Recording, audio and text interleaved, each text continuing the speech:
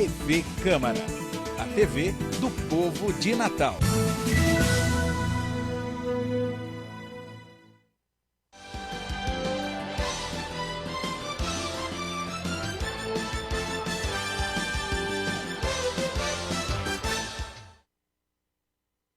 Olá, eu sou Flávia Urbano e está no ar o Comitê de Imprensa. No nosso programa de hoje nós vamos conversar a respeito da conjuntura política do país. Impeachment, Congresso Nacional, eleições 2016, o reflexo que essa crise que nós atravessamos no país terá ou poderá ter nas eleições 2016. Para conversar sobre esses e outros assuntos, o nosso entrevistado é o cientista político Daniel Menezes. Também participa do Comitê de Imprensa a jornalista Virginia Celli. Seja bem-vindo, Daniel, ao Comitê de Imprensa. Eu que agradeço pelo convite. Seja bem-vinda, Virginia, ao nosso programa. Obrigada, Flávia. Prazer estar aqui para a gente conversar hoje com Daniel. Daniel, a nossa tarefa hoje não vai ser muito fácil. A gente tem visto nos órgãos de imprensa as pessoas nas redes sociais manifestarem suas opiniões a respeito desse tema, que não é um tema fácil, mas é que a gente precisa conversar e também da forma mais didática possível para quem está em casa agora nos assistindo possa entender um pouco dessa crise e do reflexo dela nas nossas vidas, não é? Vamos começar falando sobre essa conjuntura, esse momento que o país atravessa, não é? Como é que você avalia essa situação? É um momento de muita dificuldade, mas que as instituições efetivamente elas estão funcionando, né? Há uma comparação que vem sendo feita por setores do governo e por pessoas que estão nas redes sociais, querendo comparar, por exemplo, 2016 com 1964. Se trata de uma comparação absolutamente injusta, né? Porque a gente não tem perseguição na rua, as pessoas não estão sendo tolhidas na sua atividade de fala, de defesa de ideais políticos, né? Então é um momento difícil, mas que até o presente momento as instituições funcionam bem, né? Em decorrência dessa dificuldade política, essa dificuldade também tem reflexos na economia. Porque, por exemplo, dado o enfraquecimento da base do governo, o governo não conseguiu aprovar o ajuste fiscal, que era muito importante para reequilibrar as contas públicas, né? E esse ajuste fiscal que foi prometido desde 2015, ele acabou não ocorrendo efetivamente, né? O que fez com que a gente prolongasse ainda mais a crise econômica que assola hoje o país. A gente vive essa expectativa se vai ter ou não impeachment. A semana começa muitas vezes com uma tendência pró-impeachment, quando vai terminando isso já esfria um pouco mais e a gente vive esse momento de expectativa. É possível, na sua opinião, o Brasil caminhar sem um impeachment e com governabilidade? Ou seja, o governo Dilma tem condições de retomar tudo isso se não houver a saída dela da presidência da República? É um cenário muito complicado, porque a gente tem que levar em consideração que o governo federal ele tem a prerrogativa fiscal e administrativa com relação à máquina de quase R$1 trilhão e que tem 23 mil cargos, né? Então, no presidencialismo de coalizão, o executivo utiliza esses recursos, essa prerrogativa fiscal e administrativa, para conseguir formar uma base de apoio no Congresso e aprovar assim os seus projetos, né? O problema é que numa Câmara que tem hoje 513 deputados, ela não consegue, ela está tendo dificuldade de encontrar 171 deputados que digam não ao impeachment, né? Isso mostra a dificuldade com relação à incapacidade de governar que a presidente Dilma sofre hoje. Se ela conseguir frear o impeachment, eu acredito que a crise não passará. A crise não passará com o impeachment sendo aprovado ou não. Né? Porque, se por um lado, se o impeachment não for aprovado, a presidente Dilma continuará nesse processo de desgaste em decorrência da crise econômica, em decorrência das muitas suspeitas de corrupção que estão sendo investigadas pela Operação Lava Jato. Mas se o impeachment for aprovado, a gente tem um presidente que efetivamente não mostrou a cara na condição de líder máximo da nação, não mostrou a cara na eleição, ele não se submeteu ao crivo eleitoral diretamente, ainda que tenha participar da eleição como vice-presidente. Então ele não apresentou uma agenda, ele não consensuou com os setores da sociedade aquilo que ele pretende fazer nos próximos anos, e ele enfrentará uma resistência muito forte de setores que são minoritários, mas são organizados, porque é preciso a gente levar em consideração que, ao contrário de Collor, que sofreu impeachment em 1992, o PT ele tem uma base de apoio na sociedade. Ele tem um apoio social ainda. E isso, ele tem uma base social significativa. Então ele tem, por exemplo, ele controla hoje a Igreja Católica, ele controla hoje os sindicatos, né? Há setores de universidades como o FRN e IFRN que foram às ruas apoiando a manutenção da presidente Dilma. Mas ele deixou, não vou dizer que ele nunca controlou, mas ele, nos últimos anos, principalmente no governo Lula, na política implementada, ele tinha simpatia, até enquanto foi possível, do setor produtivo. E hoje a gente vê que o empresariado brasileiro não está... Não está mais acreditando. Ele perdeu o apoio do setor produtivo e já não tinha o apoio do setor financeiro. Mas ainda assim, com essa resistência na universidade, nos sindicatos, que tem o poder de mobilização de greve, né, de paralisação de setores produtivos, né, com o apoio da Igreja Católica, ele consegue formar, sem dúvida alguma, uma resistência significativa. É importante também a gente levar em consideração que Dilma continuando ou Michel Temer entrando, eles precisarão fazer duros ajustes econômicos na forma como o Estado vem desenvolvendo a sua atuação fiscal junto à sociedade. Isso significa, por exemplo, acortar políticas sociais, né? As classes C, D e E, elas apoiam majoritariamente o impeachment em decorrência dos cortes que Dilma promoveu, por exemplo, no Minha Casa Minha Vida, no ProUni, né? O impeachment ele é consenso na sociedade, em todas as classes sociais, não há divisão. As pesquisas que vêm sendo publicadas, foi publicada recentemente uma pesquisa do Data Popular, no qual ele diz, olha, o impeachment ele é consenso, da classe A à classe E. A diferença está na forma como essas classes concebem a crise. Enquanto que as classes A e B, elas concebem a crise a partir da ideia de que o Estado está cobrando muito imposto e não está entregando aquilo que ele promete, as classes C, D e E se ressentem em relação ao governo, porque o governo apresentou uma agenda à sociedade durante a eleição e essa agenda não foi cumprida, né? Quem elegeu Dilma Rousseff como presidente foram as classes C, D e E majoritariamente. Então a crise vem daí, e independentemente do governo que venha, quer seja Dilma continuando ou Michel Temer assumindo, o ajuste fiscal, que ele é inevitável, ele é necessário, né? A gente precisa reorganizar a máquina pública, ele, sem dúvida alguma, irá criar fraturas muito significativas politicamente, quer seja na continuidade de Dilma, quer seja com Michel Temer assumindo. Então, qual a nossa saída? A saída, acredito eu, é uma saída de longo prazo, né? Não é uma saída fácil, né? Se Dilma permanecer, ela precisará repactuar sua relação com a base de apoio, né, com os setores produtivos, com o mercado financeiro, né, com as universidades, porque mesmo as universidades, os sindicatos, eles estão apoiando porque eles entendem que a Dilma é a menos ruim em relação ao Temer. Mas os cortes já aconteceram e vem acontecendo, né? Também, em relação às também sofrem e já começam a sentir as queixas são muito grandes, né? Então, ela vai precisar repactuar, né? E se Temer vier a assumir, caso o impeachment seja aprovado, vamos dizer assim, ele precisará fazer um grande chamado, uma coalizão nacional, tal como mais ou menos fez o Itamar Franco em 1992, né? Tentando com isso encontrar legitimidade para aprovar aquilo que o Brasil precisa hoje para sair dessa crise. Agora, a gente só vai sair da crise em 2017, 2018. Né? Essa previsão é uma previsão, eu considero até otimista de certa forma. Daniel, a despeito do governo do PT já ser um governo de muitos anos, né, de mais de uma década, 15 anos, né, quase 16 anos no poder, e a despeito do resultado das eleições de 2014, que o processo, a gente percebe que agora isso se acirrou muito mais, até a questão da intolerância entre as pessoas.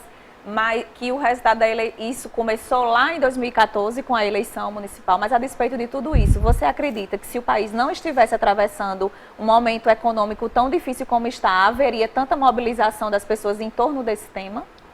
A questão fundamental não é a corrupção. A corrupção, como é que a gente fala no linguajar da política, a corrupção ela só pega, né? Ela só incrusta na sociedade como problema fundamental quando as pessoas estão insatisfeitas. Porque as pessoas, por exemplo, aliam o aumento do preço da gasolina à corrupção na Petrobras. Se a gente tivesse um cenário de crescimento econômico agora, a Lava Jato poderia... A Lava Jato continuaria com relativa tranquilidade, sem abalar o poder constituído. Né? Então a questão fundamental é essa. A questão não é a corrupção, é a crise econômica. É a pessoa perdendo o poder de compra, né? Não conseguindo fazer a feira tal como ela fazia anteriormente, né? Perdendo o poder de consumo. Né? O setor produtivo deixando de vender, é isso que incomoda as pessoas. Na hora que ela perdeu também, o brasileiro vinha caminhando num processo de estabilidade econômica, as pessoas tendo acesso ao consumo, a indústria fabricando, né? E de uma hora para outra, de 2015 para cá, o cenário mudou.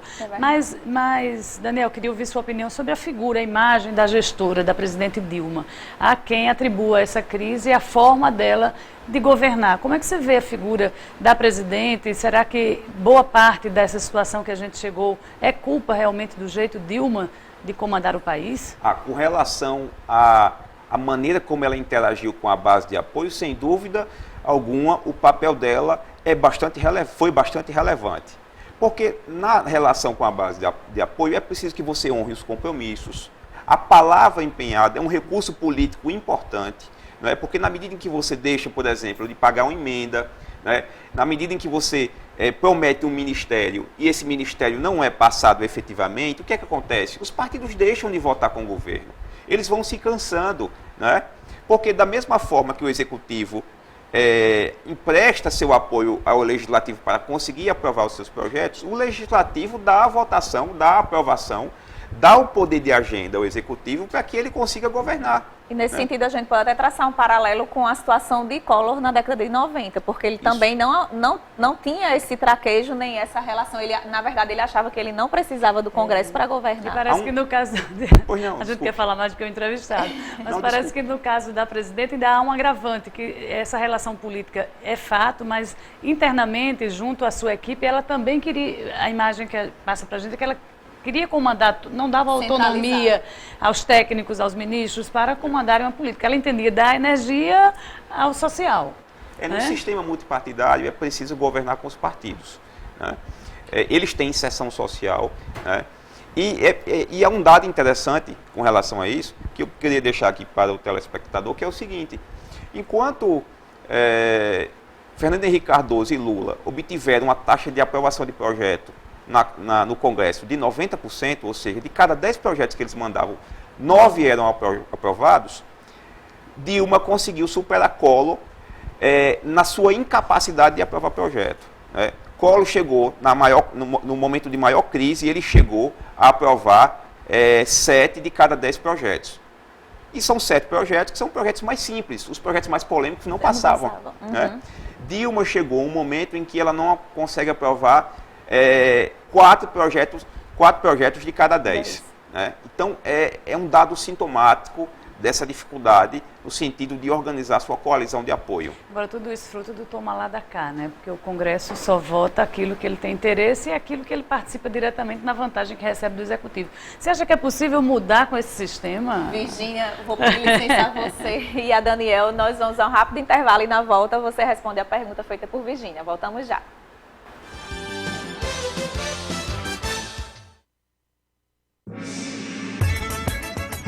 Música, dança, poesia, teatro, cinema, literatura, pintura, escultura, folclore, todas as artes no momento cultural. É o talento de nossa gente todo dia aqui na nossa TV Câmara Natal.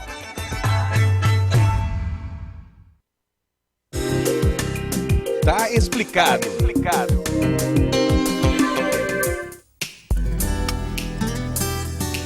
No dia a dia, muitas vezes nos deparamos com termos utilizados com frequência nas casas legislativas. Mas será que conhecemos bem o significado de cada uma dessas expressões? Projeto de lei.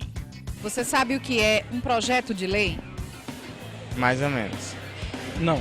Assim, na hora pro cara descer fica difícil, né? Mas não tenho muita certeza, não. Seria algo que viria a ser lei um dia.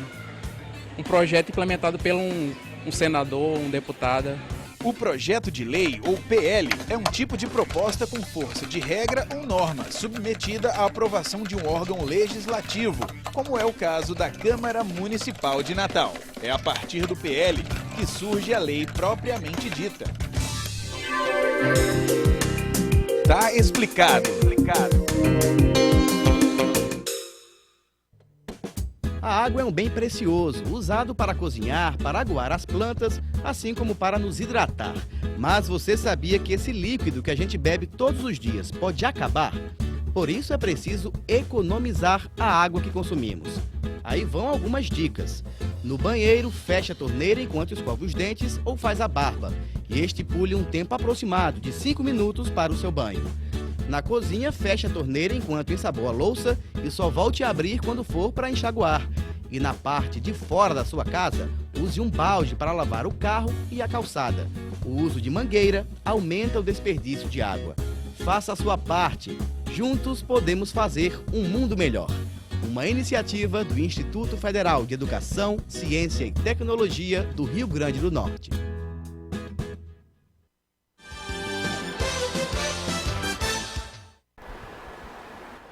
Estamos de volta com o Comitê de Imprensa, hoje entrevistando o cientista político Daniel Menezes, com a participação da jornalista Virginia Celli. Virginia, refaça a sua pergunta. Não, a gente terminou o bloco, Daniel, falando dessa conjuntura que envolve as relações do Executivo com o Legislativo, e eu queria saber de você, é possível mudar com esse sistema que está aí, onde as votações só acontecem mediante os interesses de cada parlamentar? Isso a gente se refere ao Congresso, mas a gente sabe que atinge a maioria das casas legislativas.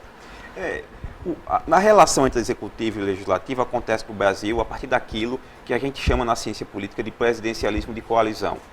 O executivo usa seu poder, como eu disse anteriormente, sua prerrogativa fiscal e administrativa para obter apoio na casa legislativa. É importante a gente entender que o deputado ele barganha por espaço, ele barganha por recurso, porque ele está preocupado também em servir a sua base de apoio no município, no estado no qual ele trabalha, no estado que ele efetivamente representa, né? Então, por exemplo, quando um deputado ele solicita uma emenda parlamentar, né, solicita o pagamento de uma emenda parlamentar, qual é a preocupação dele? É produzir um calçamento, né, é fazer uma via numa cidade. Uma obra para o seu município. Uma obra para o seu município, porque ele está preocupado fundamentalmente com a reeleição dele, né? E é bom que ele esteja preocupado com a reeleição dele, porque para se reeleger, ele precisa de voto. E para ter voto, ele precisa causar uma boa impressão e levar políticas públicas para a sua clientela, né? Então, nas democracias liberais modernas, nas democracias liberais contemporâneas, a indicação dos cargos políticos sempre se dá pela via dos partidos, né? O Estado ele é dividido basicamente em 2 corpos, né? O corpo burocrático, né? Esses técnicos entram via concurso, né? E o corpo político, né, que são legitimados pelos processos eleitorais, né? Então, é muito complicado pensar numa mudança em relação a isso, porque significaria a gente perder de vista que os agentes políticos eles têm interesses pessoais com relação às suas reeleições, né? E é uma prática constante nas outras democracias, né, nas democracias europeias, na democracia americana, né, nas democracias consolidadas na América do Sul, ou seja, os partidos eles indicam os cargos políticos, os cargos de chefia, os ministros, né? E quando o deputado barganha, ele barganha por uma lógica, né, que não é só uma lógica pessoal, é uma lógica que diz respeito à maneira como ele vai se relacionar com suas bases de apoio. Nós falamos muito no Executivo e começamos a falar sobre o Congresso agora, mais de uma forma teórica, mas vamos analisar o Congresso que nós temos, presidido por Eduardo Cunha, que é réu em ações no Supremo Tribunal Federal, que responde a um processo que já perto de completar 160 dias na Comissão de Ética da Casa e que é composta por uma quantidade considerável de deputados federais que estão também citados na Operação Lava Jato. Qual a legitimidade desse Congresso para julgar o impeachment, para apreciar o impeachment, já que a gente já falou que o impeachment, muito mais do que o que está contida no pedido em relação à questão jurídica, é um julgamento político? A questão é que a gente tem um Congresso hoje muito conservador, né? Mas é preciso que a gente entenda que a nossa sociedade, a sociedade brasileira, é uma sociedade conservadora, né? O que está lá é um reflexo de nós aqui. De alguma forma, sim. O que a gente tem de pesquisa de opinião consolidada no Brasil nos mostra que os brasileiros são majoritariamente contra a legalização do aborto, né? Casamento, a união civil entre pessoas do mesmo sexo, né? Eles pedem um papel ativo do Estado na economia, né? E acreditam que as relações sociais no âmbito privado devem ser reguladas de alguma forma pelo Estado, né? Ingressando em questões que um liberal diria, não, isso é uma questão privada, né? A pessoa faz o que ela bem quiser da vida dela. Mas as pessoas do Brasil entendem que não. Família é importante, religião é importante. Então, quando a gente fala assim, há uma bancada evangélica muito forte no Congresso Nacional. Há uma bancada evangélica forte, porque há setores da sociedade que dão sustentação à presença dessa bancada. A presença dessa bancada. Então, esse Congresso tem a legitimidade, porque ele foi efetivamente eleito, né? Com relação a Eduardo Cunha, eu tenho uma relação, eu faço uma análise com relação a ele, que é uma análise de ódio e ao mesmo tempo de fascínio. Tem carta para 3? Não, fascínio nem tanto. Mas fascínio, eu sei que ele vai. Continue. O entrevistado é você. Fascínio no sentido de dizer assim. A capacidade dele, né? A capacidade que ele tem de manobrar o Congresso. Né? A inteligência que ele apresenta quando ele consegue juntar apoio. E ele conseguiu no passado, né, vencer um governo com toda essa máquina que eu falei anteriormente, né? Ele venceu um governo que tem um orçamento de R$1 trilhão. Né? Então é fácil nesse sentido, na capacidade que ele tem de manobrar, de voltar. Né? Ele é a expressão mais acabada da inteligência que se forma nas casas legislativas brasileiras, né? É a habilidade da Casa Legislativa Brasileira, aquela pessoa que sabe manobrar o regimento, né, que entende o orçamento, que entende a relação entre executivo e legislativo e usa isso ao seu favor. Agora isso também tem um preço muito alto lá dentro, porque ninguém ficaria sendo seguidor dele num momento como esse sem estar sendo beneficiado de algo que ele está oferecendo, né? Ou para evitar uma sanção futura, porque a gente sabe que muitos dos que apoiam são porque de alguma forma estão complicados nessa história toda, né? Ele também participou de um momento político no qual o financiamento de campanha era privado, né? E a imprensa nacional já publicou em diversas reportagens que ele auxiliou diversos deputados na captação de recursos para as suas campanhas. Eu acho que isso tem um peso também. Existe a bancada Cunha na Câmara Federal. Sim. E essas pessoas devem os seus favores, né? E eu acho que ele consegue, vamos dizer assim, convencê-las. Por aí. Porque outros presidentes, a gente já teve o caso de outro presidente da Câmara que perderam o cargo, Severino, né, o paraibano Severino Cavalcante, ele não segurou, não teve essa habilidade, essa astúcia que você está colocando aqui, que Eduardo Cunha tem. Mas vamos tirar o fascínio, né? Vamos. Não vamos decepcionar o telespectador. Daniel, estamos no comitê de imprensa, vamos falar um pouco sobre o papel da imprensa na cobertura de toda essa situação. Há críticas muito fortes à TV Globo, feita até por jornalistas também. Há a acusação de que falta equilíbrio na condução dessa cobertura, embora sejamos jornalistas e a gente ouve aquela utopia na universidade da imparcialidade, mas a gente sabe que ela é um tanto quanto questionável, né? a imparcialidade deixa de existir na hora que o próprio repórter ele escolhe o lead, né? O lead, para o telespectador saber, é a abertura da matéria, né? O que é que ele vai destacar como mais relevante naquele conjunto de informações que ele conseguiu apurar. Como é que você avalia o papel da imprensa em todo esse contexto? Primeiro, a imprensa ela desempenha um papel fundamental, né? Um papel que tem um grande poder de influência. Mas geralmente a gente tende a aumentar esse poder de influência e a diminuir a capacidade que o telespectador, que o ouvinte, que o leitor de jornal tem de selecionar o conteúdo que ele quer e o conteúdo que ele não acredita, né? É preciso que a gente entenda que o jornal impresso, a TV, eles não são os principais meios de informação das pessoas, né? Pesa muito mais sobre o eleitor, sobre o cidadão, a informação que ele obtém no supermercado do que a informação que ele obtém no Jornal Nacional. Uhum. Né? Mas é um influenciador, principalmente a televisão, ainda influencia muito as pessoas, você não concorda? Sem É o veículo dúvida. que chega mais próximo a todas elas, né? Sem dúvida. A televisão. E se tratando de Rede Globo, como ela citou, é a que está mais próxima também. Tem a capacidade de estabelecer uma agenda, mas ainda assim essa agenda só cola se ela tiver verossimilhança, né? Então, quando o Jornal Nacional publica coisas sobre a Lava Jato e sobre a corrupção na Petrobras, né, é preciso que a gente entenda que aquilo cola como agenda forte para o cidadão, porque ele está pagando R$4 no litro da gasolina e está achando isso muito caro, né? Não adianta, por exemplo, o governo dizer que não tem inflação, quando o cidadão vai ao supermercado e ele compra uma bandeja de ovo a R$10 no mês passado e ele passa a comprar agora, daqui a um mês, ele compra a R$12. Não adianta o governo dizer que não tem inflação, porque na sua fonte primária, né, que é a fonte fundamental de informação das pessoas, na sua fonte primária ele encontra ressonância naquilo que a imprensa que disse que tinha inflação falou, né? Ele encontra ressonância na realidade.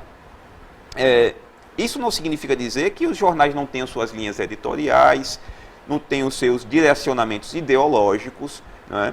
Agora, E tem, né? E tem.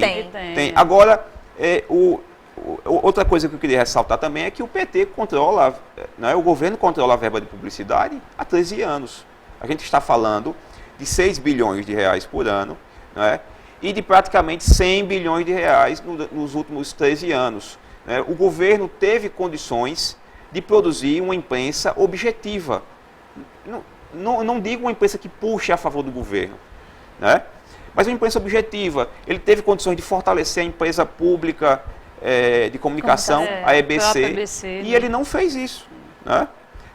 Eu falo brincando que na Agência Estado, que é uma agência de informação privada, né? Na Agência Estado, o que sai pela manhã na Agência Estado só vai sair na EBC à noite, à tarde, à noite.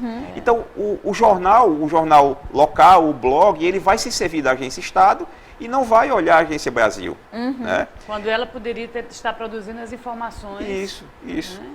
Então, o governo criou um cinturão de blogs e portais mais próximos, mas que o leitor não acredita nesses blogs porque ele não faz crítica ao governo, né? Então, quando ele faz uma crítica à oposição, quando ele publica um escândalo, quando ele publica um caso de corrupção, ainda que seja verdadeiro, as pessoas já estão tão ressabiadas com relação a esses blogs e esses portais que elas não acreditam, né? E então, nós não entramos no mérito nem das redes sociais, né? Nem entramos esse nesse mérito, é que aí outro são grande capítulo, né? É verdade. Nosso tempo está quase chegando ao fim, Daniel. Não queria encerrar sem falarmos sobre as eleições municipais de 2016. Qual a sua visão? O que é que você acha que vamos ter? Porque diante não só da conjuntura que o país vive, do fato de a população estar desacreditada dos políticos, dessa crise de lideranças, inclusive, e do fato de que teremos apenas 45 dias de campanha. vai ser uma eleição mais curta, em decorrência da mudança na legislação eleitoral, né? E vai ser uma eleição em que o eleitor ele se encontra muito chateado, né? Então, as tradicionais, vamos dizer assim, as tradicionais firulas políticas das eleições anteriores, elas não vão colar. E elas vão ser enxergadas como estorvo, né? Então, por exemplo, carro de som o tempo inteiro na casa da pessoa, papel, né? os eleitores vão se chatear com relação ao papel sujo na rua, né? E em decorrência do financiamento, do fim do financiamento empresarial, né, a gente só vai ter financiamento via CPF, via pessoa física. Eu acredito que o poder da justiça vai ser maior, né? A gente vai ter muitos problemas, no momento posterior à eleição, né? Essas eleições irão se arrastar pelos tribunais afora, né? Porque o candidato de oposição que perde a eleição, ele vai procurar a justiça, né? Então, vai ter um papel muito forte a justiça e os candidatos fazendo a fiscalização dos seus oponentes, porque ele não pode gastar dinheiro que não venha de CPF privado ou que não venha do fundo partidário. Ostentar na rua uma campanha. Na sua opinião, a gente terá campanhas bem menores, a minha impressão que eu tenho ou não? A impressão que eu tenho é que não vai aparecer, né? Um dado concreto que eu vi, se eu não me engano, semana passada na Folha de São Paulo, foi que a Marina Silva gastou 4 milhões de reais para montar um serviço de captação de doação na campanha e só arrecadou 140 mil. Né? E aí um dado importante é que vai ser uma eleição da mudança. O eleitor, ele não vai querer candidato governista, sobretudo candidato ligado ao governo federal. Se em 2008 foi justamente o contrário, a eleição municipal de 2008 foi uma eleição muito ligada à imagem de Lula, né? Estava bem avaliado, né? Agora a gente vai ter o inverso disso, né? Então, as agremiações partidárias ligadas à esquerda, mais especificamente à esquerda, do PT e do PCdoB, elas terão muita dificuldade, né?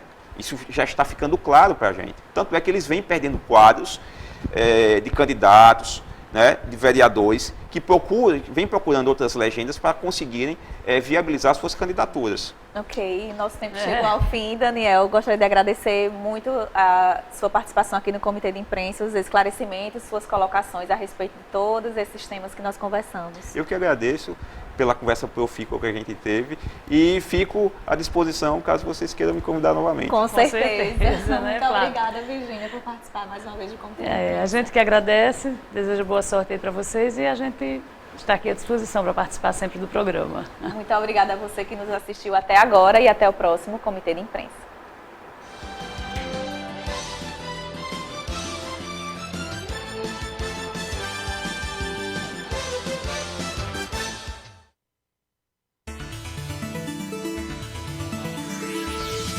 TV Câmara, a TV do povo de Natal.